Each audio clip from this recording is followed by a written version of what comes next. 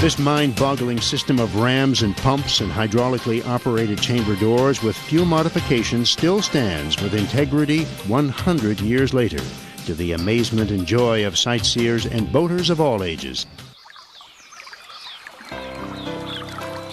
It is a fascinating mechanical monument to the engineering prowess and resourcefulness of Richard Birdsall Rogers.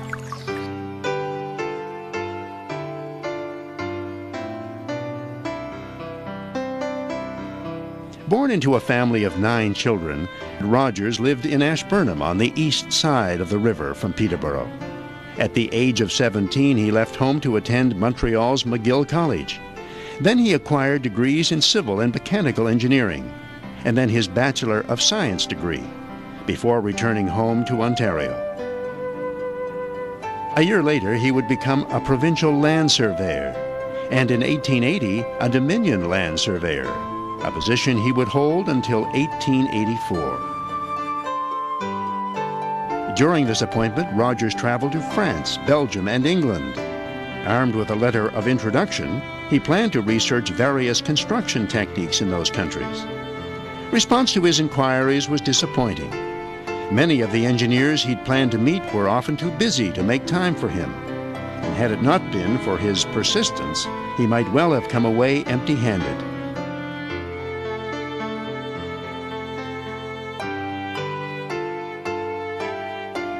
Instead, he returned with the information he felt he needed to move forward with his plans for construction of a lift lock, and with an enthusiasm that convinced the government of the day to move ahead with this unusual and cutting-edge project.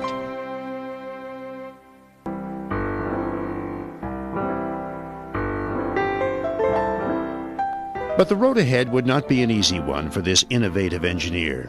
Rogers was summoned to a seemingly endless string of meetings, often to Ottawa and Montreal, to review progress, to explain his somewhat avant-garde approach to construction, and to simply reassure authorities that the project was on track. And the press added to his frustrations. While some newspapers were supportive, others warned of exploding expenses. One of the main problems presented by the project had to do with methodology surrounding the use of concrete.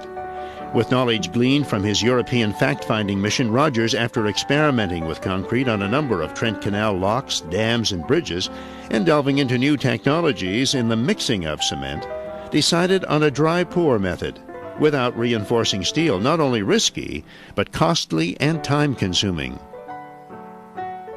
One look at the structure today, and it's clear that it was a correct approach, with only minor repairs, often cosmetic ones, that, according to Brian O'Neill, Parks Canada maintenance engineer, posed interesting challenges of their own during renovations in advance of the lift lock centennial celebrations.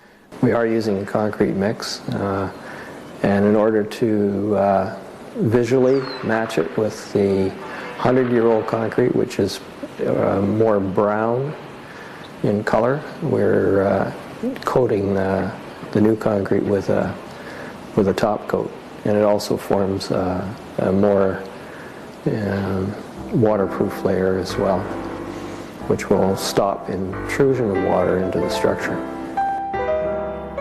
In all, nearly 20,000 cubic meters of concrete was used in the Peterborough lift lock construction, and while every effort was made to finish the concrete phase of the project by the end of 1901, it was not until early in 1902 that it finally saw completion, with very little ceremony. Rogers himself was dismissed amid allegations of overspending and questionable construction choices. Despite a great deal of professional humiliation, ongoing court battles, and labor difficulties, Rogers' commitment to his architectural dream never lessened. This remarkable man was, of course, years later vindicated. His methods and construction choices found sound, his dismissal blamed on political conspiracies. Eventually, he would be highly acclaimed for his foresight and skill. He certainly pulled it together, and he brought design and information together to build the lock that nobody else was doing. He looked at the locks in Europe, he picked the best parts of them, and he was able to come up with a structure in Canada that was better.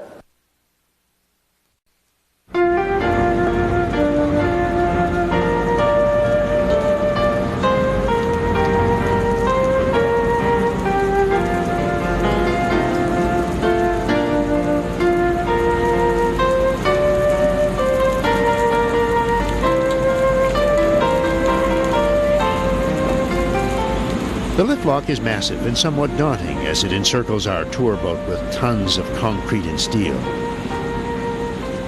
Two massive steel chambers, 42.7 meters long by 10 meters wide and approximately 2.1 meters deep, are supported by trusses and girders resting on two cast iron rams. When filled, each chamber weighs 1,500 tons. The cast iron rams or pistons fit inside presses or cylinders that in the Belgian lock were made of cast iron as well. The problem, cast iron has a relatively weak tensile strength. So in the Belgian structure, steel bands had to be installed around the presses to help them withstand the enormous pressure.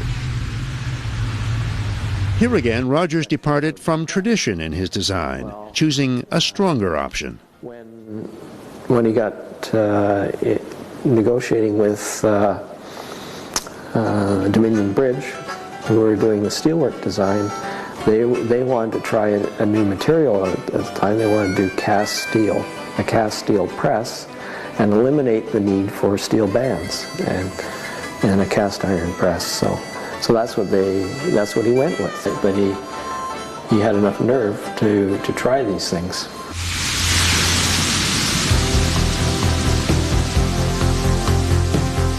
The system of raising and lowering watercraft is remarkably simple.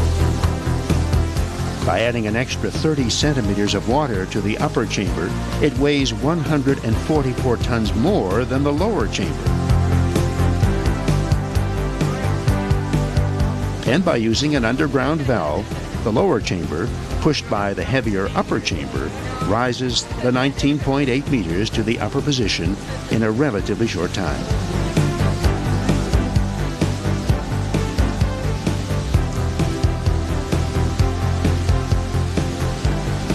The Peterborough lift lock was designed as an improvement to the conventional lock system that consumes an enormous amount of water and takes substantially longer than the estimated 10 to 12 minutes it takes to ascend or descend that nearly 20 meters made possible by the lift lock.